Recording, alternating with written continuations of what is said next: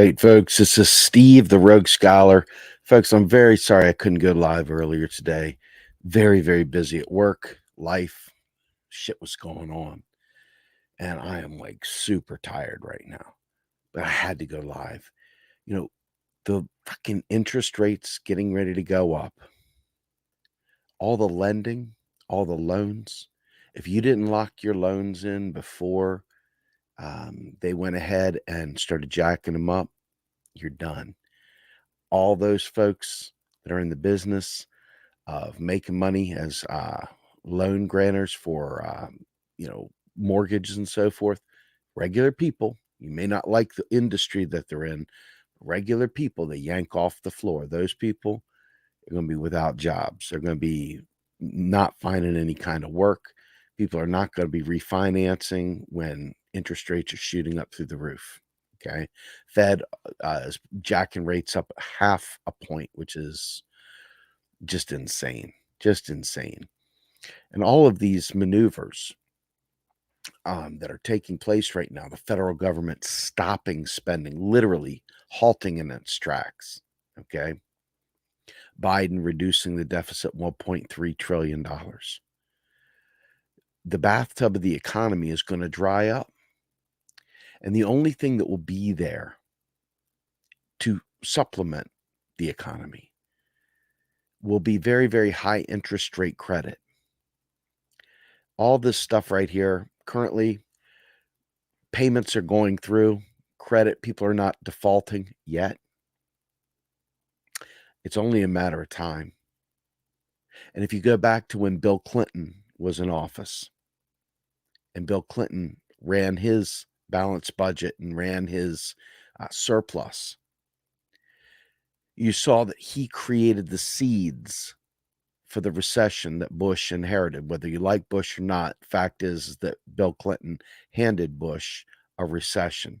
And it was a recession of government making, as all recessions really are in the end, because a recession is literally a policy failure. Okay. And I've talked about this countless times, but I want to be really explicit here. There are three ways to get money into the economy. One is federal spending. Government's not doing it right now. Two is being a net exporter. We're not a net exporter right now. So that's not going to happen. Now, we may start exporting more now that we've cut Russia off. But those exports are nowhere near fast enough. It's a lagging indicator. It's not going to prop up the economy. It's just not. It's not going to matriculate through the economy nearly fast enough. And it won't be enough to offset the overall because largely, I mean, the U.S. is a net importer. We create very little and we import very much. So we're not bringing money in through exports. And that means there's one other way of getting money into the economy, and that is taking out private debt. You see that Biden, even in his efforts to quote unquote eliminate student debt, it's very targeted, very, very small, but people are talking like it's a really big deal. What he might do, even what he might do, what he's considering. But what's going to happen? This is what's going to happen. I want you to understand. Inflation's not about printing money, but you've been convinced it is. Inflation is largely gouging, and it's largely the fact that monopoly power allows them to adjust prices with very little pushback. So the government feels like the only way to control inflation is to cut down on the amount of money in circulation, which what that does in essence is suck us back, causes us, little people, regular small people, to get squashed. Now, Keynes would believe that you would spend in downturns and you would tax back in upturns. Well, this is a downturn. And we're going to double down on the downturn by austerity. And so by doing this, you're going to put a lot of really, really, really bad circumstances on little people that cannot handle that kind of pressure. I'm one of them. And it's literally costing me my health. I'm literally, if I could afford to go to therapy right now, I'd be at therapy. I don't know what good it would do, because the fact is that it's not like I'm crazy. It's I'm suffering. It's that I can't figure a way out of this mess myself. And I look around and people don't understand. They're caught up in the Ukraine stuff, and they're flying their yellow and blue flags all around. And I mean, my God, I was reading something in the Washington Post sports section, but the Washington Post, and there was an article about how season ticket holders for the Capitals can't root for Alex Ovechkin because he's Russian. This is the kind of distractions that are going on in this nation right now. This is the kind of bullshit that's happening. And ultimately, housing was already being choked off.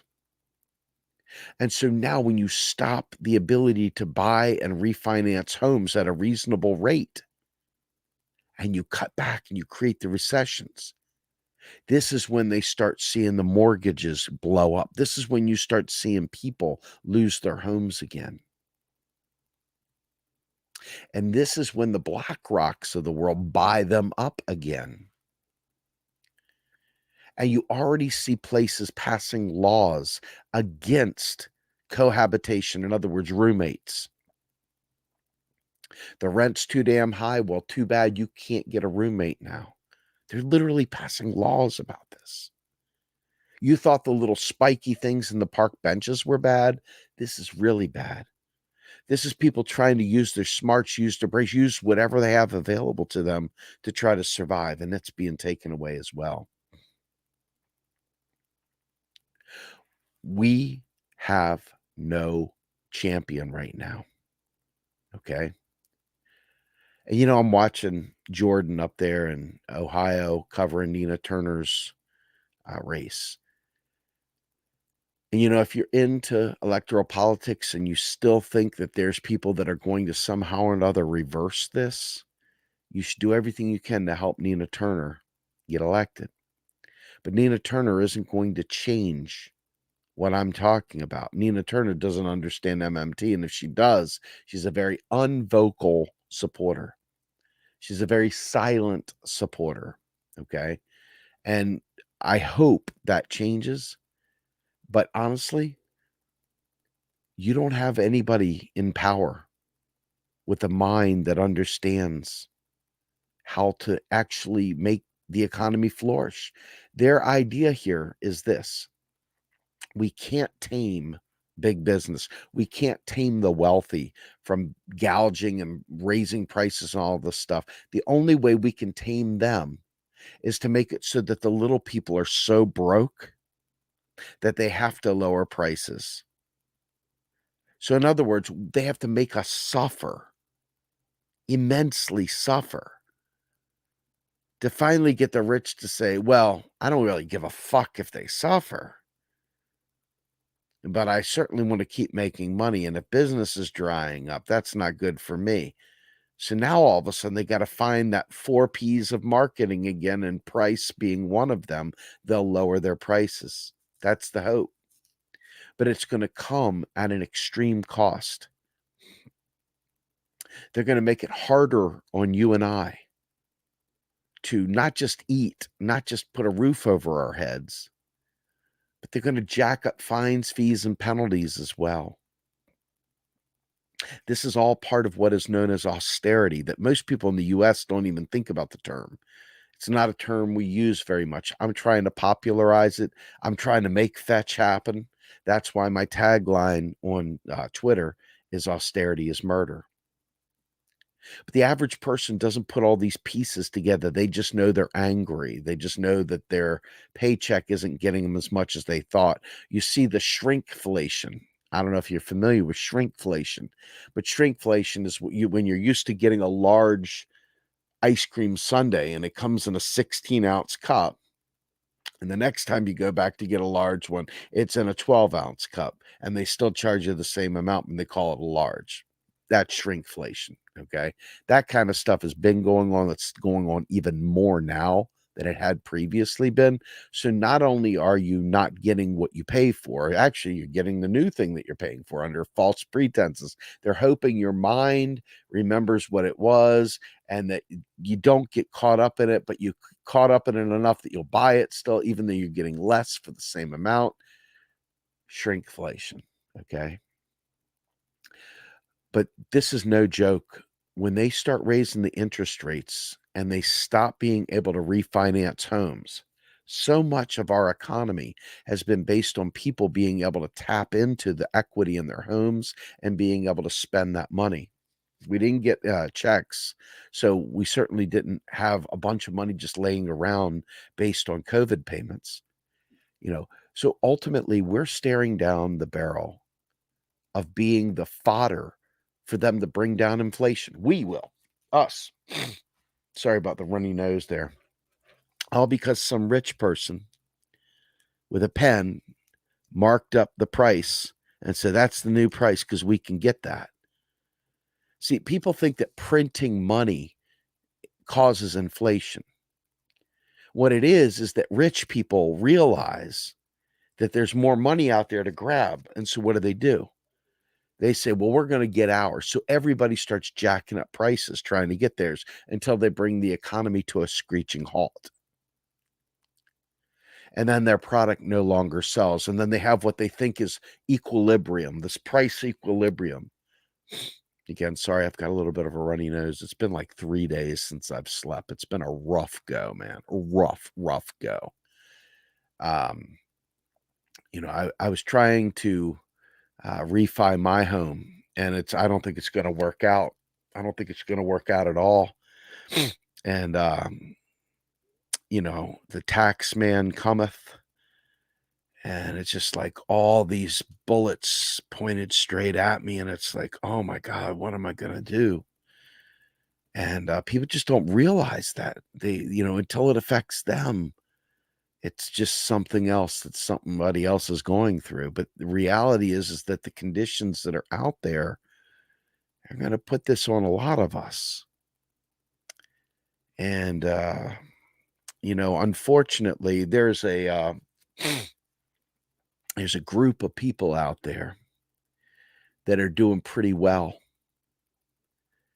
And they might even be allies at some level.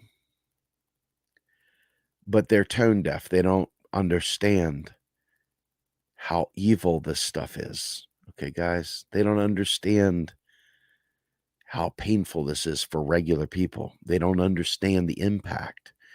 And they would like us all to speak kindly to one another. They would like us all to speak with manners and grace. And, I think it's time we stop speaking with manners and grace, I think it's time that we start letting people see how painful it really is and not just hiding it and putting on airs so people think we're okay. I think it's time that these people that are comfortable realize that their neighbors are suffering. Don't hide that shit. Let it out. See, because people believe that everybody's okay because everybody acts like they're okay. They put on their mask. They front,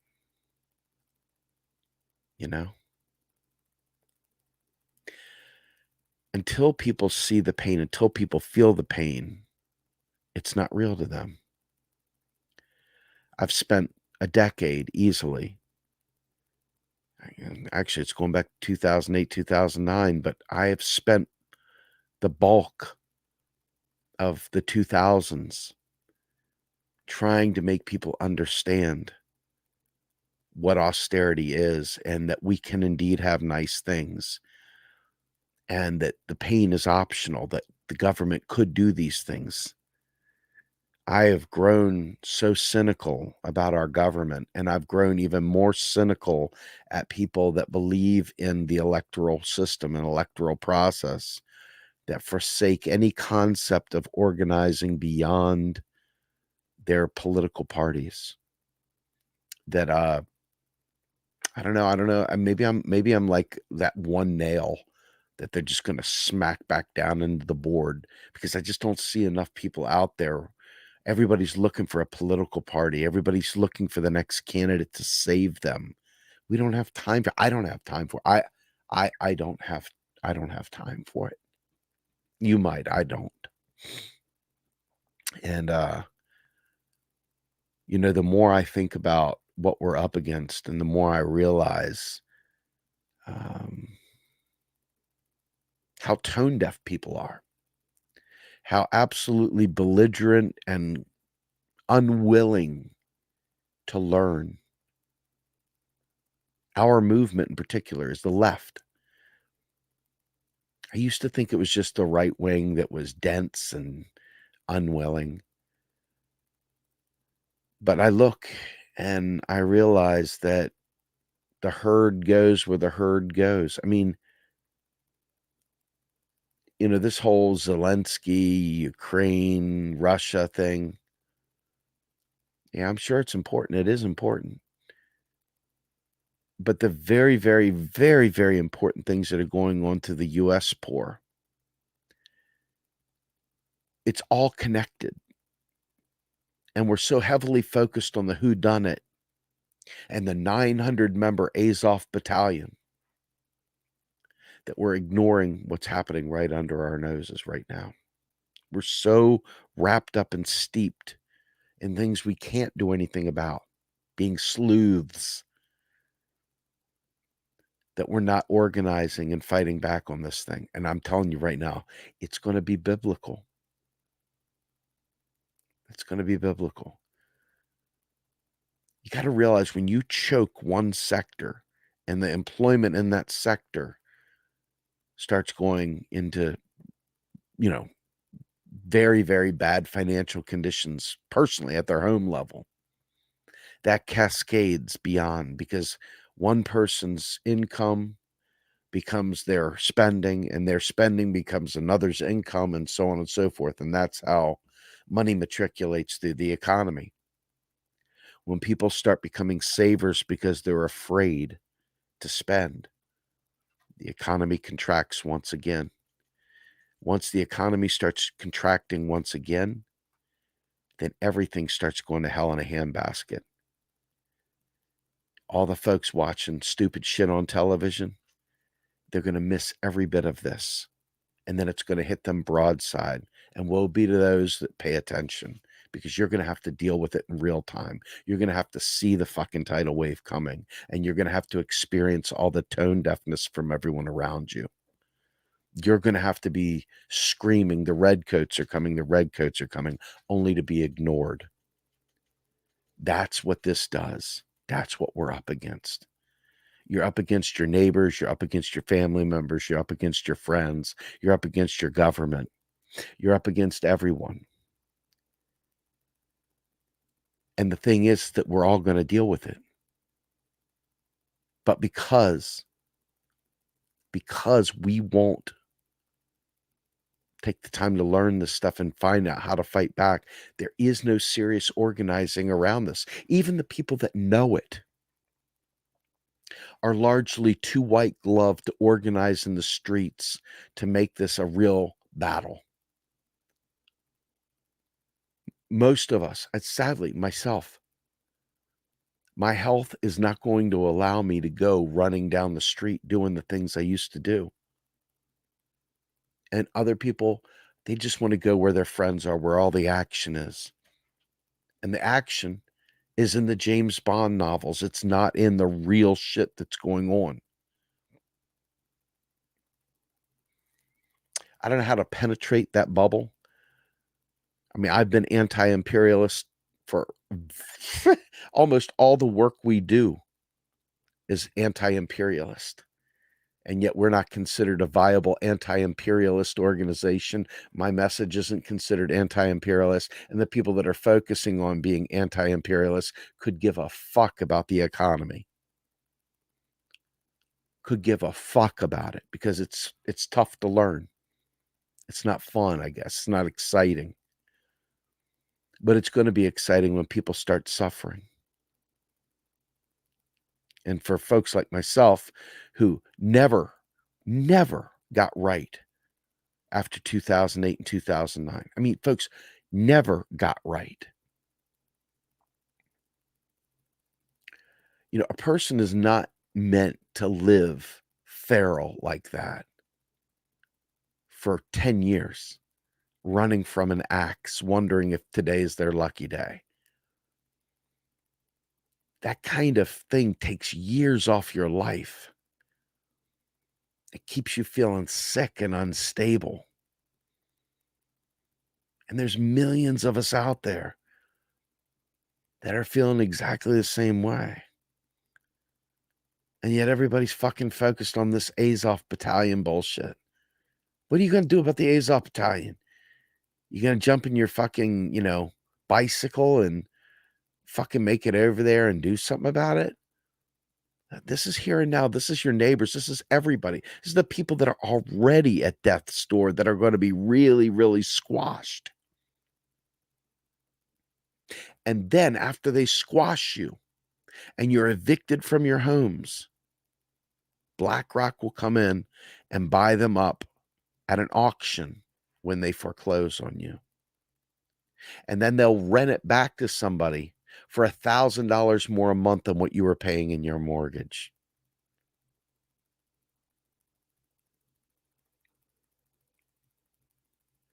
People tried to tear this organization down, and every one of them I hate.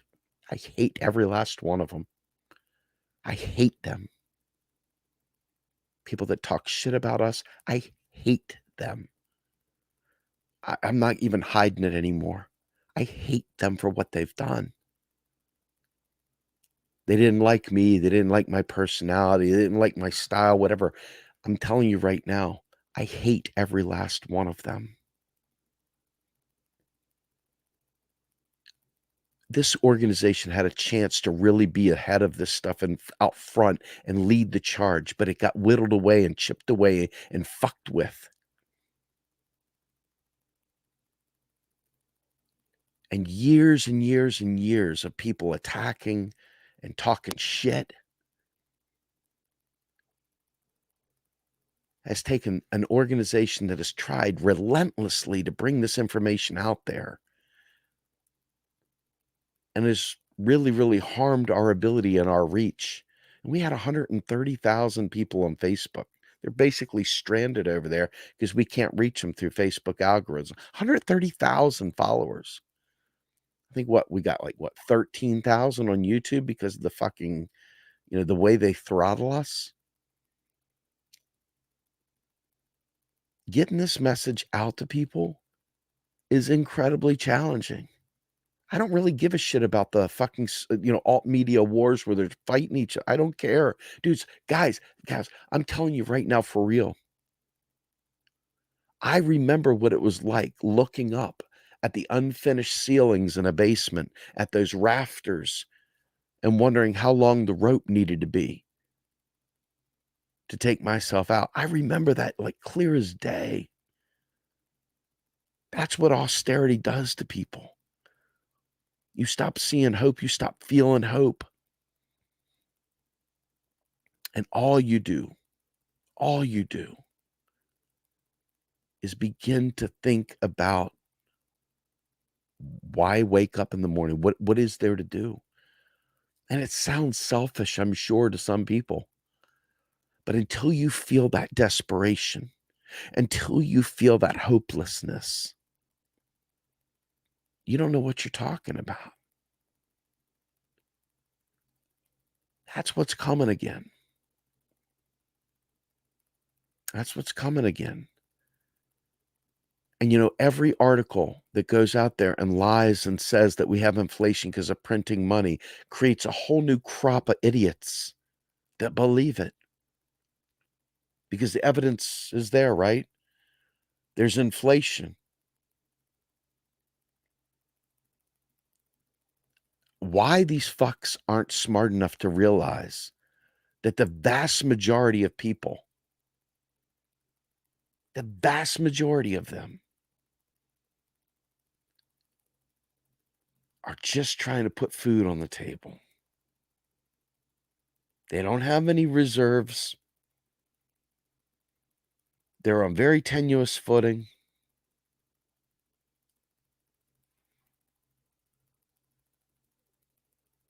The idea of printing money, nobody fucking printed 22 trillion. Jesus Christ. No, they did not print $22 trillion. First of all, this is very challenging because people are just really wrapped around the axles, and I get it. I understand. I completely understand. Printing money has nothing to do with this. There's only so many ways you can get money into the economy. Number one, Congress has to spend that money into the economy. That's one. The other is private debt. That's not printing money. That's issuing IOUs that have to be paid back and zeroed out. That's not printing money. That's bank loans. The federal government did not print $22 trillion. It doesn't print anyway, by the way.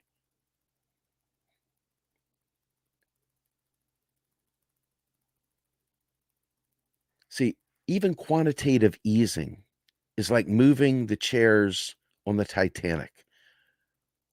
It's swapping short-term debt for long-term debt. It's changing the form of debt. It's not printing money.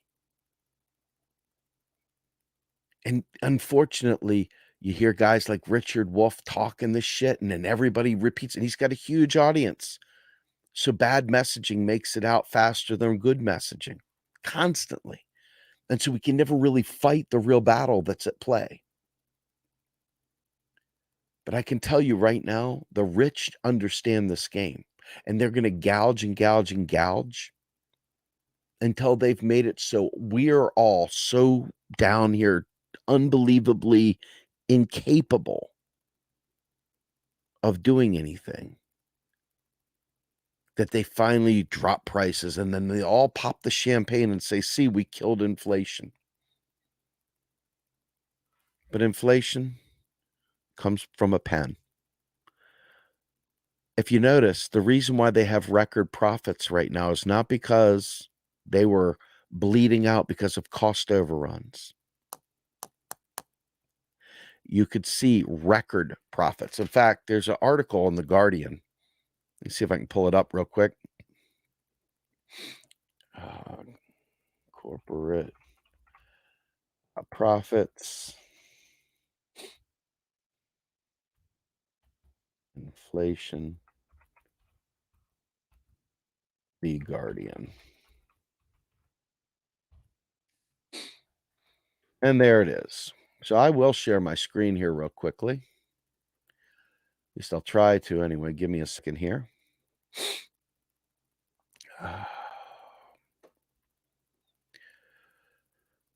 Oh boy.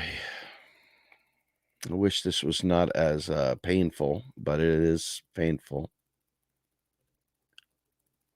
So I don't know if you guys see this or not,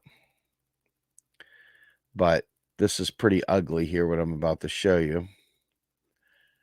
And it says, revealed top U.S. corporations raising prices on Americans even as profits surge.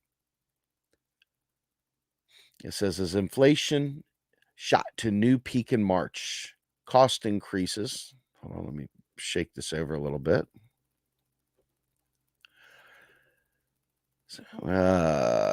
Here we go. As inflation shot to a new peak in March, cost increases exacted a deep toll on the economy, eating into most Americans' wages, further imperiling the financially vulnerable. But for many of the U.S. largest companies and the shareholders, it has been a very different story. One widely accepted narrative holds that companies and consumers are sharing an inflationary pain, but a Guardian analysis of top corporations' financials and earnings calls reveals most are enjoying profit increases even as they pass on costs to customers, many of whom are struggling to afford gas, food, clothing, housing, and other basics.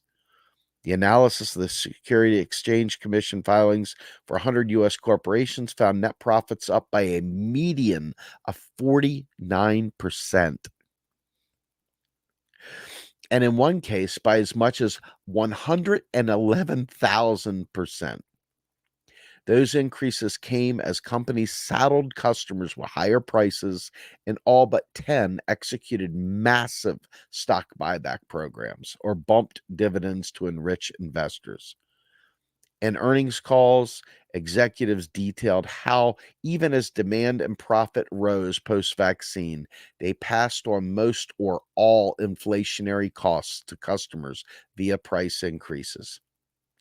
Some took the opportunity to add even more on top. Margins, the company's share of converted sales converted to profits, also improved for the majority of companies analyzed by The Guardian.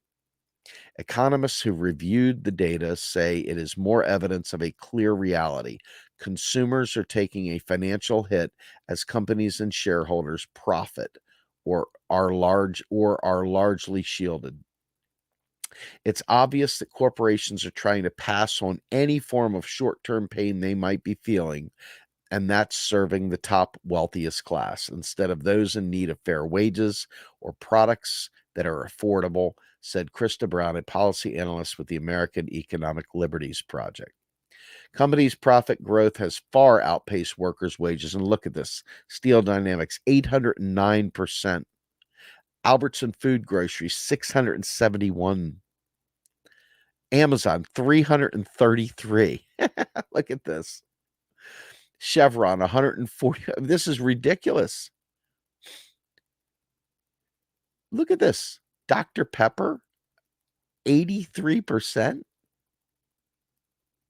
Home Depot, 38% increase. U.S. worker wages, 1.6. Cheesecake Factory went down 96%. Okay. Anyway, I'm not going to spend any more time on this. I will quickly put this link into the chat for you guys here to look at.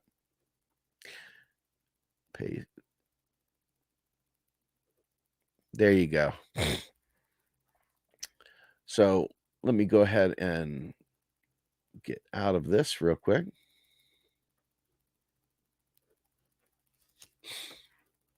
Stop sharing screen.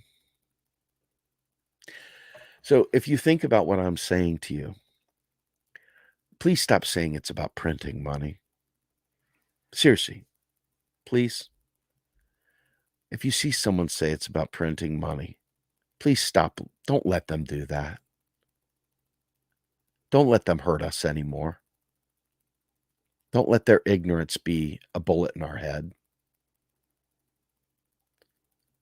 You know, the government can do anything it wants, literally. Quite literally, it could do anything it wants. It could put a price cap on anything it wants. It could subsidize anything that it wants.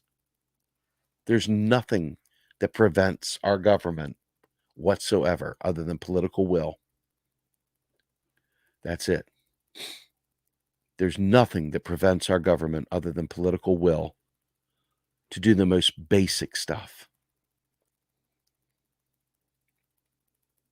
You know, the last time we quote unquote printed money was in like 1934 in the gold standard. I mean, literally, people have this wackadoo idea that they just print stuff off, put it in pallets, and send it off to the bank. That's not how it's done. I've shown you this countless times. It's literally like this, okay, with a keyboard. They mark accounts up at the Fed, they mark them down over there to the Treasury. The money is spent into existence. The idea of printing money, you know, oh my God, hold on. The point is they have processed through 80% of every dollar ever spent in the last 2 years. Homie. Okay. Homie.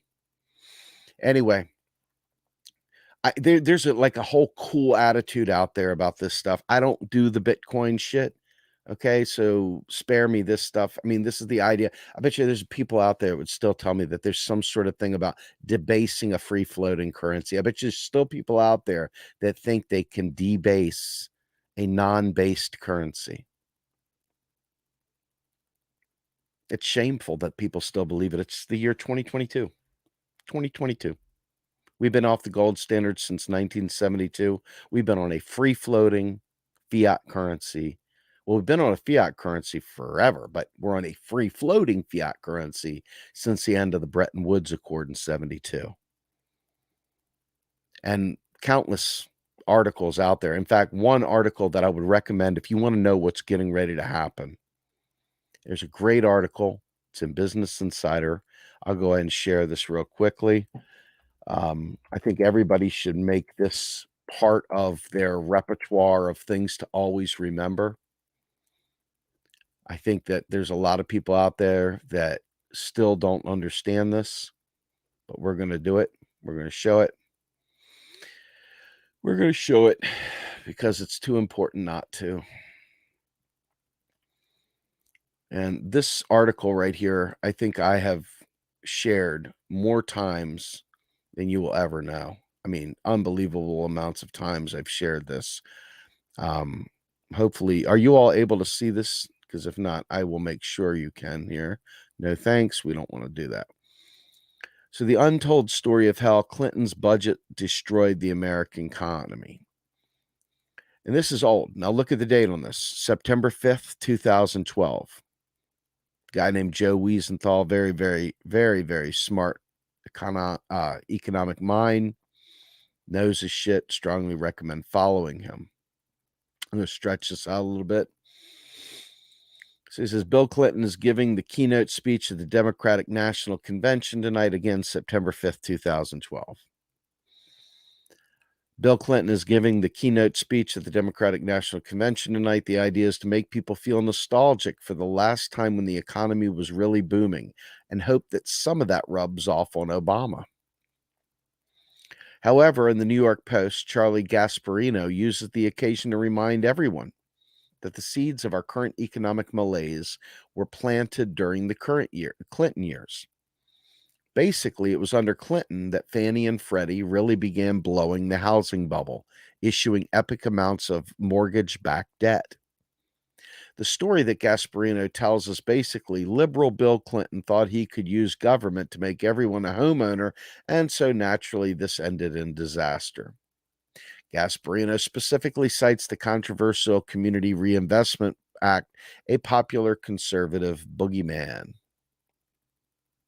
How did they do this? Through rigorous enforcement of housing mandates such as the Community Reinvestment Act, and by prodding mortgage giants Fannie and Freddie to make loans to people with lower credit scores and to buy loans that had been made by banks and later innovators like Countrywide. The housing department was Fannie and Freddie's top regulator, and under Cuomo, the mortgage giants were forced to start ramping up programs to issue more subprime loans to the riskiest borrowers. That's interesting, but the truth is more complicated and much more interesting. Clinton's budget legacy. In addition to being remembered for a strong economy, Bill Clinton is remembered as the last president to preside over balanced budgets. In other words, the son of a bitch reduced the deficit to the point where the amount that we took in revenue exceeded the amount we spent into the economy. Okay. And that is the makings of austerity. That is austerity. And it says, given the salience of the national debt issue in the American politics today, the surpluses are a major mark of pride for the former president and arguably the entire country. Sad. They shouldn't be. No shit. Joe, way to go. No shit. They should not be happy about that bullshit. I think it's safe to say that we're still suffering the harmful effects of the Clinton budget surpluses, says Stephanie Kelton, an economic professor at University of Missouri, Kansas City, now at Stony Brook. To understand why, you first need to understand the components of GDP look like this. And I'm not going to read all this stuff. You guys want to read it? Again, I'm going to put this link right now. Let me put it in the chat right now so you guys can read it at your own. Yeah, we can talk about Roe another time. You've got another problem here, guys and gals. With all due respect, they aren't overturning Roe yet. There's a backdoor thing. Wouldn't shock me at all if they tried to. But let's get back to this article because it's really important. It says in the above equation, C is private consumption spending, I is investment spending, G is government spending, and the XM is exports minus imports. And essentially the trade surplus or surplus, as the really bad editor, I want to put an L there so badly. The surplus, trade surplus. Here is a chart of the government budget around the years during and right after Clinton, in case you need a reminder that the government was in surplus near the end of his tenure. See that? That right there is surplus. Right there. And so all of a sudden, right after that, bam. So if the government is in surplus, it means that the government is taking in more cash than it's spending, which is the opposite of stimulus. It is also well known that the U.S. trade deficit exploded during the 90s, which means that the XM was also a huge drag on GDP during his years. Now, I'm going to come back over here momentarily and stop this for a second. I want you to think about this. Most people believe that taxes fund spending because they don't understand their ass from their elbow. They've been convinced that when they pay taxes, those taxes are recycled and reused and they're spent back into the economy and repurposed and whatever. But they're not. They're literally deleted. So when Clinton had a surplus, what did he do? He literally deleted money from the economy. See, the government doesn't spend any money unless there's a bill to spend money. Unless there's an actual spending bill that passes through Congress and the Senate and gets signed into law by the president, that is not money that is going to be spent. You've just deleted money out without a spending bill. So like if the bathtub is this full, it takes bath water out. That's your bathtub. You're now in like 1 inch of bath. And you're trying to keep scrub. Have you ever been in a bathtub when it's cold in the bathroom and you're like trying to get that quick scrub in there as the water's draining down? That's what it's like, a shitty bath, man. A really, really shitty bath. So anyway, let me get back to this. I just want you all to understand, because people are not going to get it. They're going to think, well, shit, Bill Clinton had a surplus. All that money's just sitting there and Bush wasted it. No, taxation deletes money. It drains it out of the bottom of the bathtub. It doesn't get recirculated. Literally, new money is spent in. Old money is taxed out, destroyed, shredded, gone. See you, Stella. Okay? That's how it works. Oh, God. You know what? I'm not going to. I love Steve Cutler live. Steve Cutler gonna go and down and probably gets a lot more clicks and stuff like that, saying the hyperbolic stuff. Go out there and look up Metabunk. Anywho, I'm going to go ahead and reshare this screen here because I'm talking about something specific I wish Steve would take a moment to hear. Let's go ahead and read this some more. So the government is taking in more cash than it's spending, which is the opposite of stimulus. It's also well known that the U.S. trade deficit exploded during the 90s, which means that the XM was also a huge drag on GDP during his years. There's a trade balance. Look at this right there. That is a huge, huge trade deficit. We are now around 500 billion per year in trade deficit. I mean, trade deficit, bottom line is that people buy what they buy from us. We sell what we sell from us. We are literally importing 500 billion a year more than we're exporting. It's that money, in essence, leaves the economy.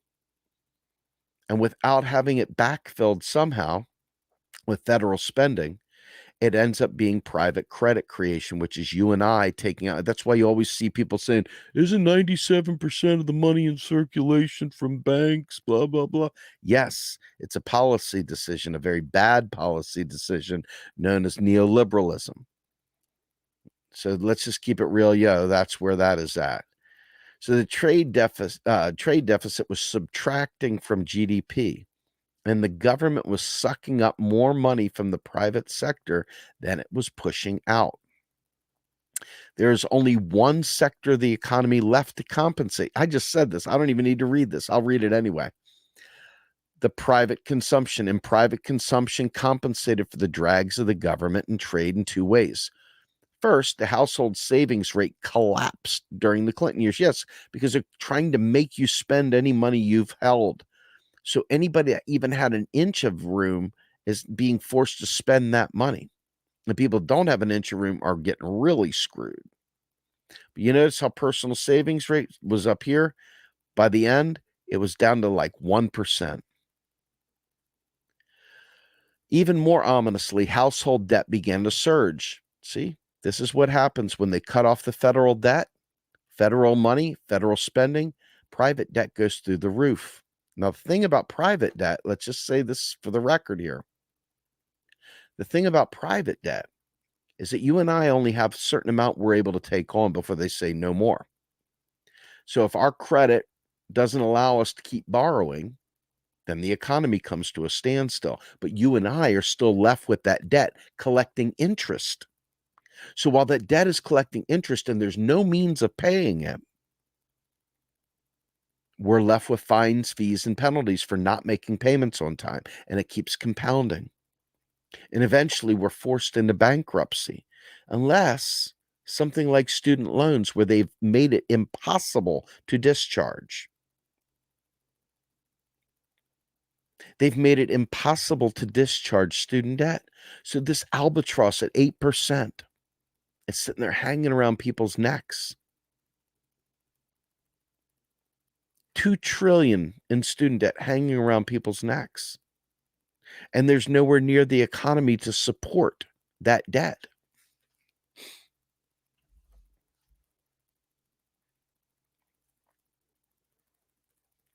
Think about that for a minute. So let's get back to this. So it says, so you can already see how the crisis started to germinate under Clinton. As his trade and budget policies became a drag on the economy, households spent and went into debt like never before.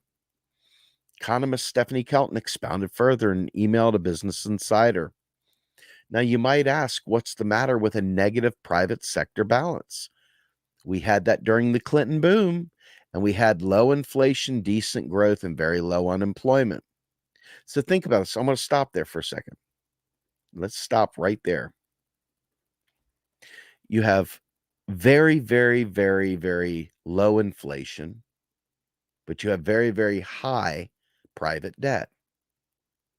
See, as long as banks and others are able to make interest off of you borrowing money, they don't gouge because they're making money in different ways.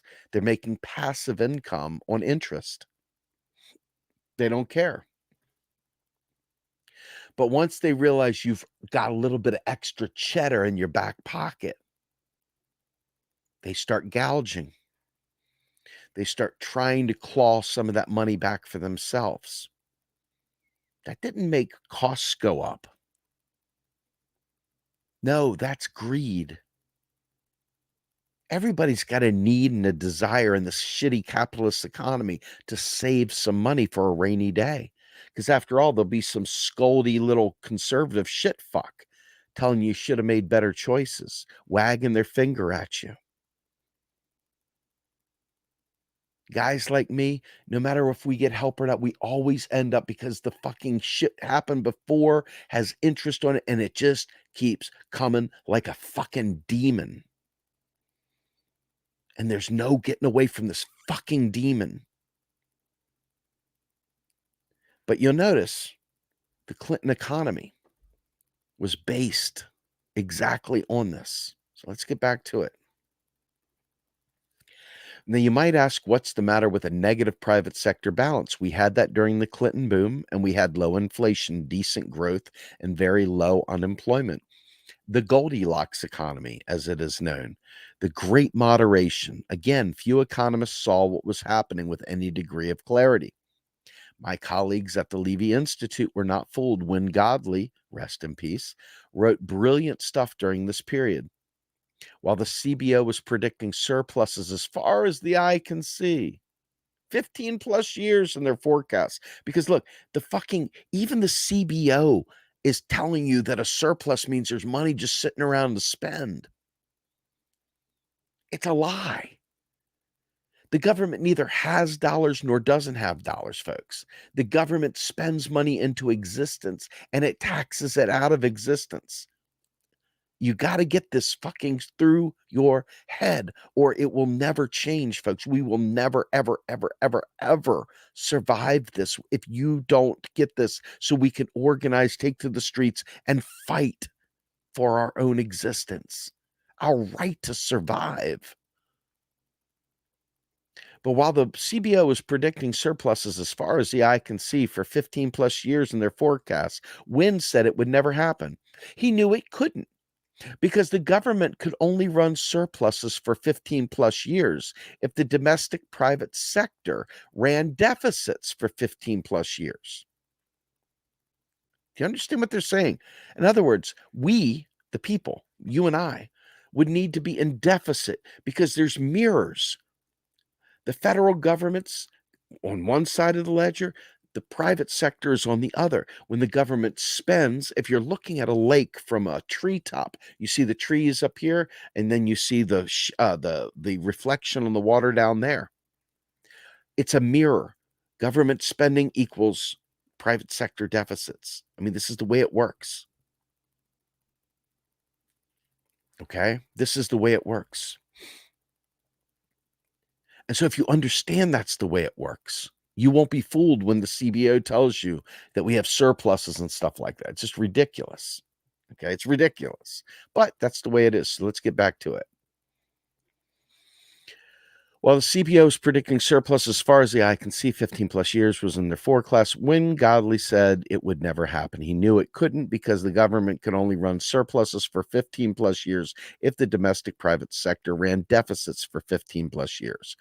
The CBO had it all wrong, and they had it wrong because they did not understand the implications of the forecast for the rest of the economy. The private sector cannot survive in negative territory. It cannot go on year after year spending more than its income. It's not like the US government. It cannot support rising indebtedness in perpetuity. It's not a currency issuer. Fuck yeah, look at that. It's not a currency issuer.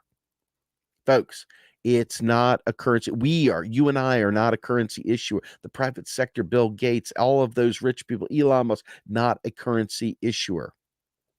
Eventually, something will give. And when it does, the private sector will retrench, the economy will contract, and the government budget will have to move back into deficit. But think about this. When it does, the private sector, here we go, the private sector will retrench. That's foreclosures.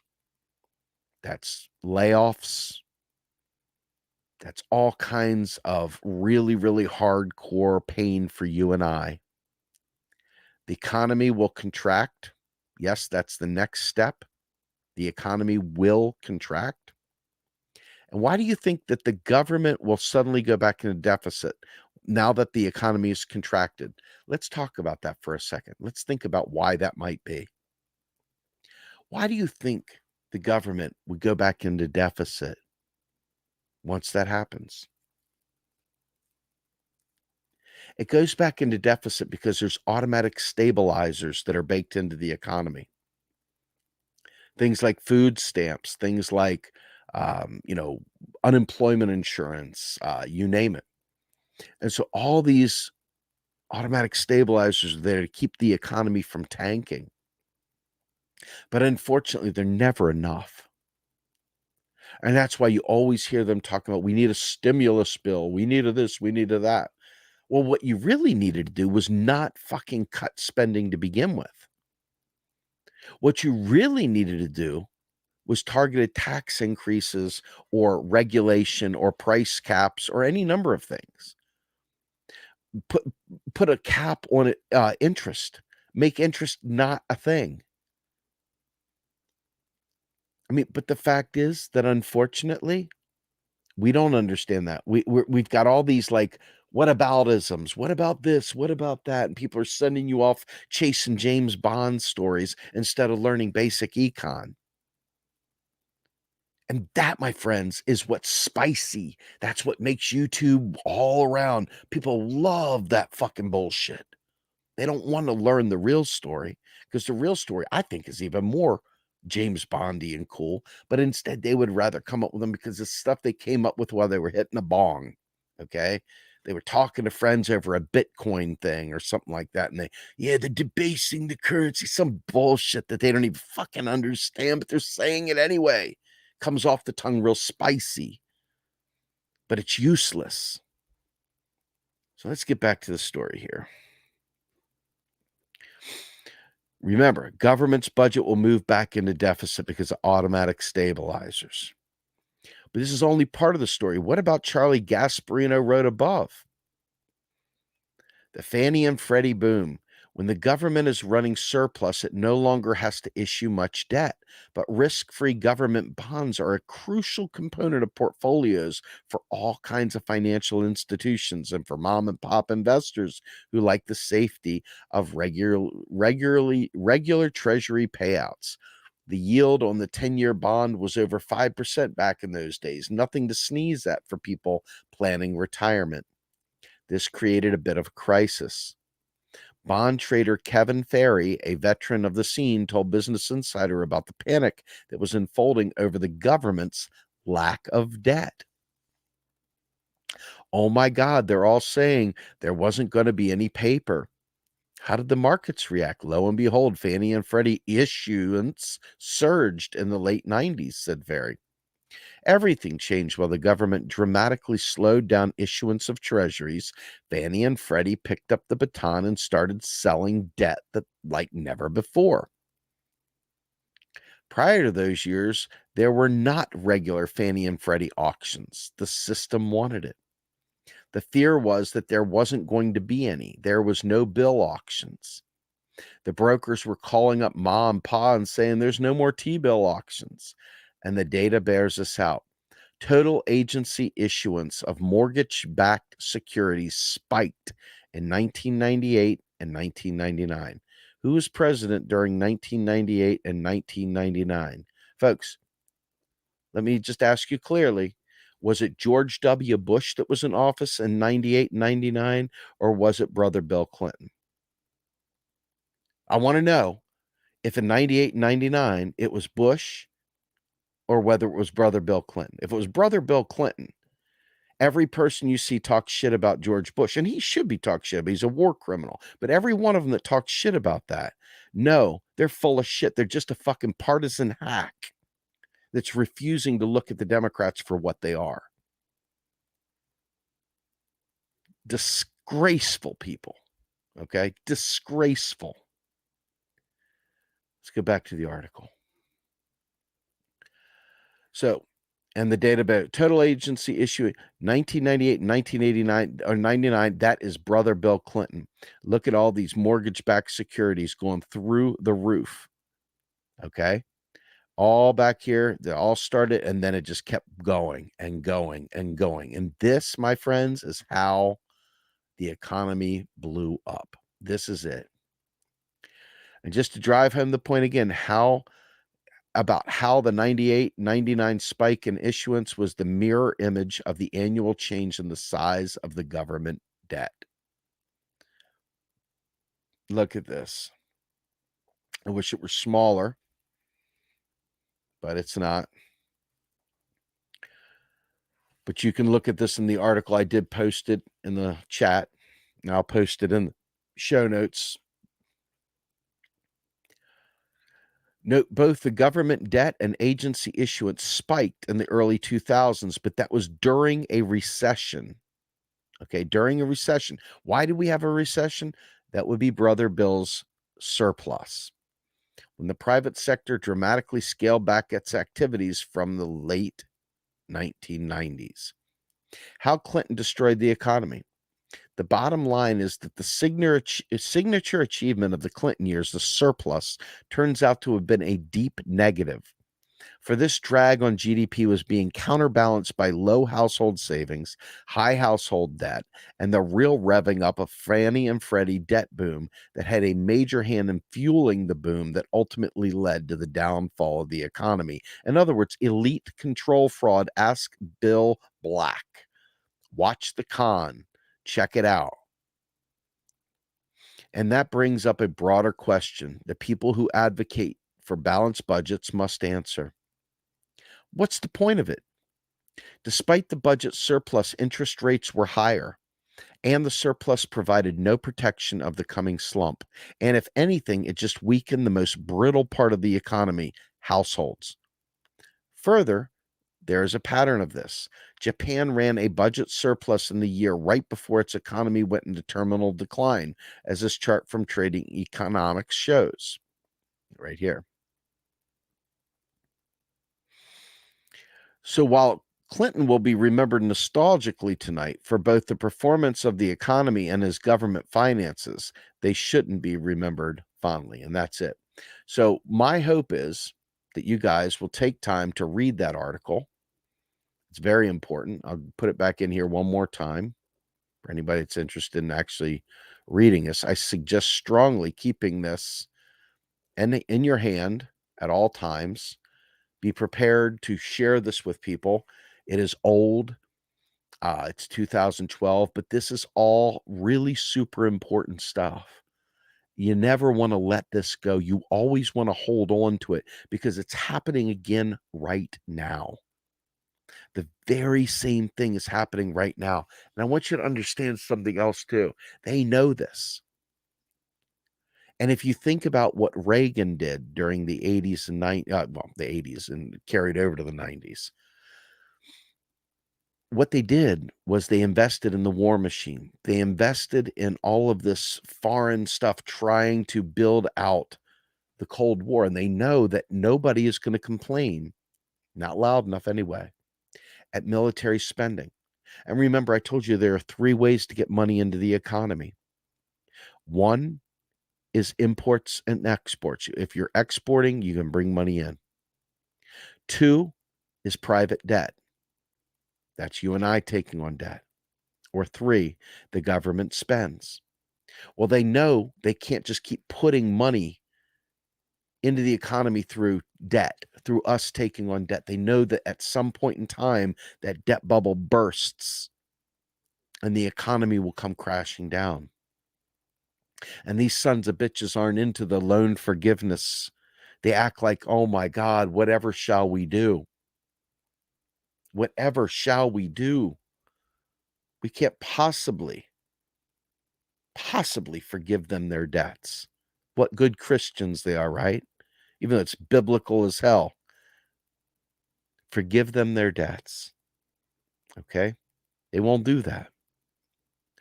So that leaves us with one place, and they spend it on the military. So what does Biden and the good Democrats do? They gin up a bit of a struggle with China. Little did they know that Russia would give them a second front that they could entertain with that as well. And so you've got China, who originally they were trying to use as the foil for Build Back Better to show they're our real competition. They're our real enemy. China's our real enemy. No, they're not. They might be now, but they're not. And Russia, we still can't forgive them for hurting Hillary's candidacy if they did. Their little coloring books with Bernie, bulky Bernie,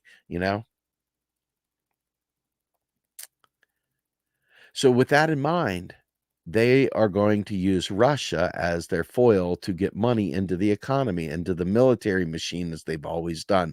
This is payola. This is the payback to the military for being good supporters. Okay.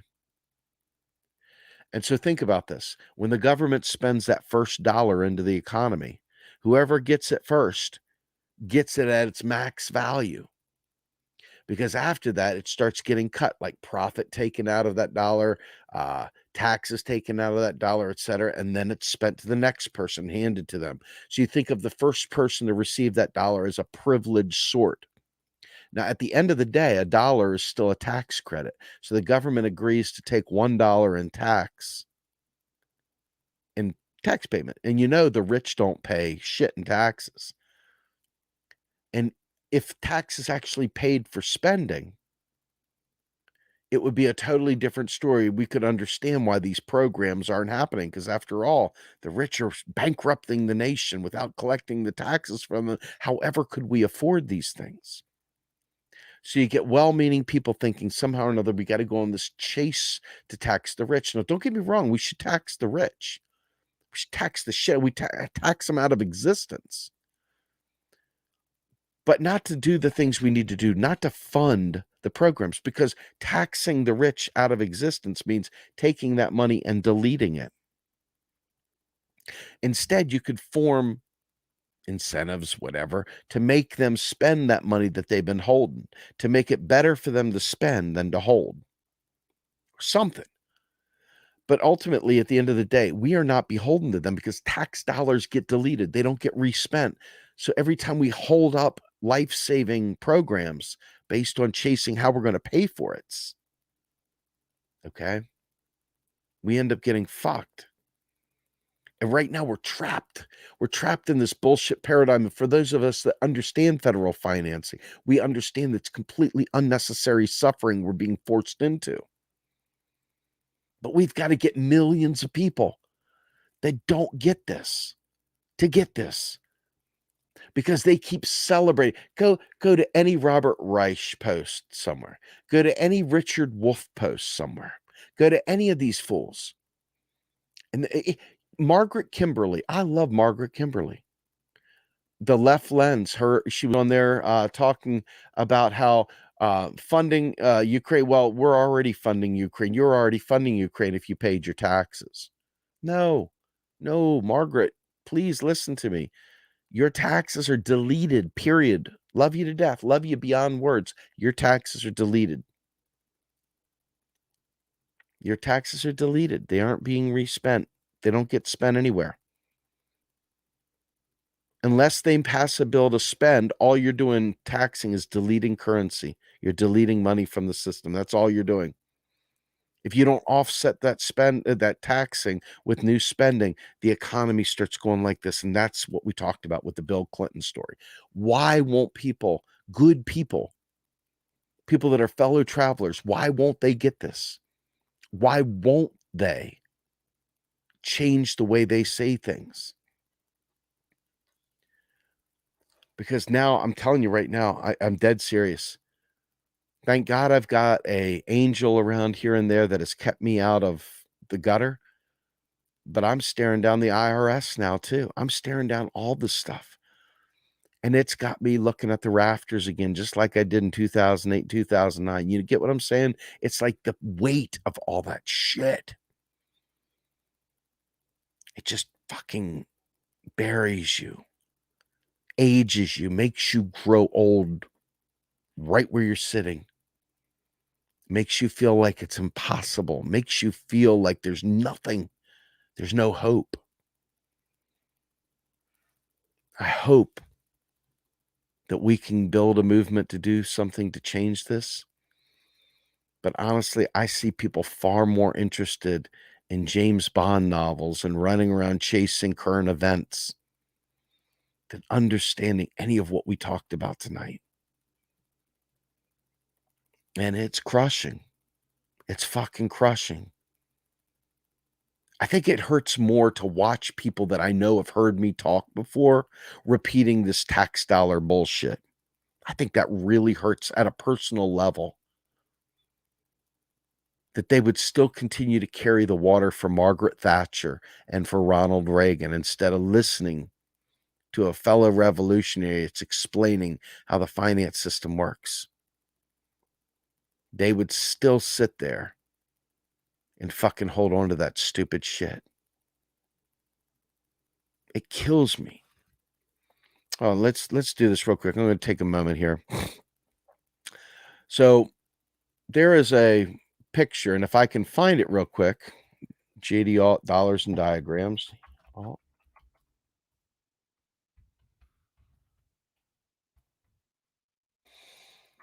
I will walk you through this if I can pull this up. Hopefully I can find one of the images real fast and it'll be really easy. I think I got it. I think I found it.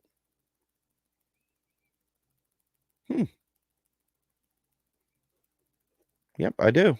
Hot diggity dog.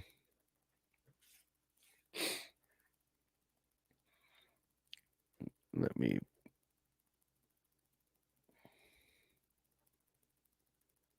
So I'm going to share my screen one more time. Boy, this is, I didn't expect this. I'm going to do it. Strap on, folks. Hold on one more second. Let me walk you through this. This, I think, will help you out immeasurably.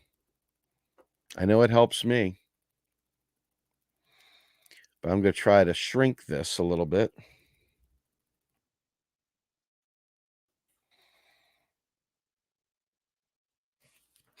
Let's see if he has the real good one down here. I think he's got one more. If that might be it right there, the one that I showed you just a second ago. There we go. Now we got it. So if you think about this, let's see how this looks. Does it look okay? Can you all see this okay? If you guys can see this okay, it's great. All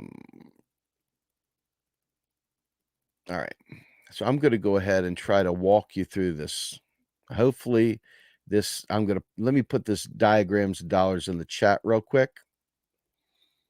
This is really good stuff, folks. I hope you guys trust me when I say my problem was zooming a little bit. I will do it. I'll try, but I start running out of real estate. See, it's a little too big now. Okay, kind of screwed on this a little bit here. Hold on. Maybe I got some real estate here. Hold on. Hey, what do you know? Does that work? Is that better? Can you guys see that okay? Okay, good deal. All right, I'm going to try and walk you through this. So I did put the link in there. So if you guys want, you can go through there and look it up. The link, Nathaniel, if you look here, I'll show you this so you can, wrong one. Daggone it, Wesley. Here is the link. It's right above you, Nathaniel's thumbs up. But I'm going to go ahead and hide this real quick. And I'm just going to put your comment back up there because I want it to,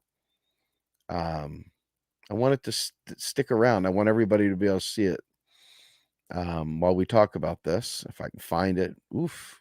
Gosh. Comments. That's good. Yes, I think they finally found it. There we go. All right. So if you look at the federal government, it spreads it, and this PS is the private sector. This FG is the federal government. Okay. What happens is the government spends. When it spends, it creates money and collective goods and services down here. So when the federal government spends, it creates goods and services. However, when it taxes, it drains it out the bottom. It literally drains it out the bottom. So over here, because of the way our government works, it says we're going to sell offsetting treasuries for every dollar spent. So ultimately, people that already have money take their money and they offer up so many bonds onto the market for them to buy. Those bonds are already pre-funded. The interest is already pre-calculated. They already know what they're going to get. It's not something that, adjusts all over the place. These are safe investments. People usually buy these kinds of bonds as a hedge against more risky investments. And ultimately, they count these as the government debt. But really, the government debt is the private sector savings to the penny.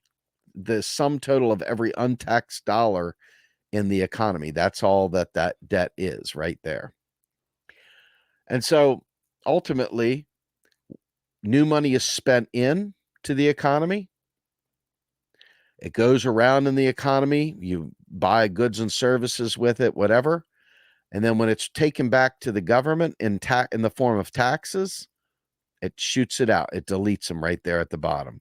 This is kind of a good little graphic for you to understand. Interest payments from the federal government are just adding money to the economy. That's all that is interest grows the money supply. Not that it matters, because money growth is not what causes inflation.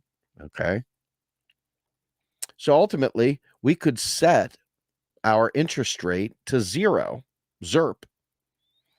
And the bondholders, all these people will be very, very angry after a while, because that's, they raise interest rates to defend a positive interest rate. But ultimately, this stuff is just simply marking up accounts on a ledger. Marking up accounts on a ledger. They delete or they add. It's that simple. And so where's the money go? I don't know. Where's the money go in a calculator when you hit zero? It just is gone. That's all it is, because a dollar, this is the hard part. And I'm not going to lie. This is hard for me to get. Took me a long time to get this. And I had a lot of effort to go through to get this. I was a Ron Paul guy. So I was a gold bug. I was a conservative. So all the stupid shit you hear conservatives say, boy, I probably said it. I probably said it back in the day, because I was a conservative extraordinaire back in the day. My hard-earned tax dollars, this, that, and the, I don't want to pay for your lazy blah, blah, blah. Okay. A dollar is a unit of measure. It's an inch. It's a pound. You can't see a dollar because it's just a unit of measure. The piece of paper is a coupon representative of that inch or measure. And it ultimately is a creature of the state. It's law. So we use law to basically create this currency, this common currency that we all use. But the interesting thing about the tax is to take money out of the economy, number one, but it's like the tether. It's what keeps us needing the currency, because you can't pay your taxes in anything other than US dollars. You can't buy treasury bonds with anything but US dollars either, by the way, because treasury bonds are intended to take money out of the economy temporarily. Okay. They sort of like taking it out of the economy, like your savings account. You take money sort of out of the economy. When you buy a CD, there's a penalty for pulling the money out too soon. Okay. Because the intention of these tools, these debt devices, is to basically delay a purchasing decision. They're figuring that by putting this money here, we want to make that money more active by spending it on schools or for healthcare or whatever. So we'll sell bonds, and those bonds will take money out of the economy elsewhere to prevent, inflation or whatever. This is their mindset. And so you have to have an offset. So that's why they sell bonds. You spend money here, you take money over there. It's this give and take, but it doesn't fund the action. It's like an old anachronism, meaning old thing that doesn't matter anymore, like vestigial arms on a fucking T-Rex. Okay. It's an anachronism from the gold standard. Because when you printed so much money against the gold, you could debase it, you could devalue it. Okay. It's a fixed exchange rate as opposed to a free floating regime that we have today. So I'm hoping that what I've talked about here has helped some folks. I hope people understand. Yes, I love this comment here. James, I'm going to put your comment up on the screen, buddy. This is good. Appreciate it. Everything boils down to a matter of political will and available resources. We as a society can do absolutely anything and everything. We have political will to muster the resource. Very, very good. Really, really, really, really appreciate when people get it. Really, really appreciate that. I want to just really hype that up a second. I don't think we pat ourselves on the back enough when people finally get these things. I have no idea. James, you may have known this before me, but I just want to say thank you for putting it out there for other people. Um, I'm hoping that when you hear me on Status Quo or you hear me on arms, I like that. Yes, arms that can't scratch your ass. Or usually, I had other things in mind there too, but I mean that's what you need a friend for a reach around, right? Anyway, um, I think that it's important for us when you hear me on Status Quo or you hear me on Political Misfits or other shows that I go on. I think it's important for you to understand that even though these are my friends and I like them, they're not 100% on board with MMT, or if they are, they aren't quite sure how to say it, things like that. So it's my job in those opportunities to try my best to present modern monetary theory and explain federal finance because we need to have an army. We need to have you all ready. I'm telling you right now, when there's a study out and you can look it up, and they says austerity is social murder. And austerity is indeed social murder. And if you look out at what that means, it means when they cut things, people die. People die. And it's very, by not giving us health care, they can control population. They can, all these wacky ideas of makers and takers and so forth. Yeah, here, let me put this up here. Wesley, good point. Money is a social construct. However, I would caution that framing and say that it's also law. It's a creature of law, as Rowan, or lar, as Rowan would say. He always puts the R. Lar. It's a creature of law, creature of law. And yes, Nathaniel, you got that right. That's exactly correct. It is. And here's the problem with once you get this, and you'll hate me later. Once you get this, you're not going to be able to hear the rest of the bullshit anymore with the same set of ears. You're not going to be able to hear it anymore and lose your mind. You're going to watch political debates and you're going to say, what the fuck are they talking about? You're going to hear your heroes saying bullshit and you're going to be like, oh my God, fuck them. You're not going to be able to hear them lying on the debate stage without ready to strangle them. Especially when you know how much pain and suffering is being brought on because of that ignorance that they're guilty of pushing. Your favorite alt media are pushing. The regular mainstream media is pushing. Your political candidates are pushing. Even Bernie Sanders was pushing this shit. Nina Turner has pushed this shit. AOC has pushed this shit. All of them have. Elizabeth Warren, all of them have. And you say to yourself, well, who has the power of the purse? And that would be Congress. So when you hear somebody's in Congress and they say that shit, and you know that the power of purse is theirs, it's their job, and they don't do it, that's a real devastating consequence of ignorance.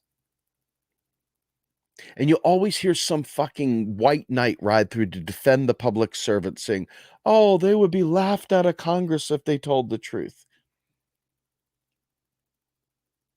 They're laughed out of Congress already talking about climate change. People don't listen to climate change, sadly. Climate crisis, they're still not looking up. What's the difference with getting at least the left on board with understanding how fucking finance works? Why do they do this? I had John Yarmouth on Macro and Cheese. You should check it out sometime. I'll put that in there too. Let me see if I can find it real quickly. I think that everybody should check out Macro and Cheese. I'm going to search for it with you guys momentarily. I will share my screen again. That way you can see where to find stuff. Oh, wrong one. There we go. Let's see how we look here. If we got a good view. You got a good view, got a good view. All right. So if you go over here, I'm going to real quickly refresh. And I'm going to go over here to media, go over here to Macro and Cheese podcast. Go in here. There's my ugly mug. Go in here, look for a specific episode. And by the way, we did a 3-part series on Mao. I strongly suggest you guys check it out. Very, very good stuff. But I want you to check out this particular Macro and Cheese podcast. And I go back here, look for a specific episode again, and I will do a file find, and it would be Yarmouth. There we go. So I had John Yarmouth and Aaron Yarmouth, his son, on. There it is right there, back September 25th. It's only 48 minutes long, but it's worth it. You got transcripts and all kinds of good stuff. Folks, I don't know if you guys check out our podcast. I don't know if you do or don't, but I strongly suggest that you do. I strongly suggest that you do. I'm not being biased when I say this. I've gotten feedback from some people say it's the best damn podcast out there. I'm partial. I'm not going to lie. I want to agree with them. But I hope you guys will check it out. So with that in mind, I've got to go to bed. I've really, really got to get to sleep. I'm exhausted, but I'm so terrified of the coming crisis that's coming. I've been through this before, and I'm scared. I'm terrified. I'm really terrified. So I hope you guys get excited, get out there, spread the word, help us get the word out there. We're a nonprofit. You know, this work here is very important to me. It should be very important to everyone. Anyway, I really, really hope that you all will take the time to learn this stuff and take the time to fight back, learn to fight back. Anyway, with that, I am going to take a moment for myself. I'm going to hit the Dutchie pan, and then I'm going to get my ass to sleep. So with that, guys and gals, I'm going to find my elbow of truth and just say, good night, everybody. I'm out of here.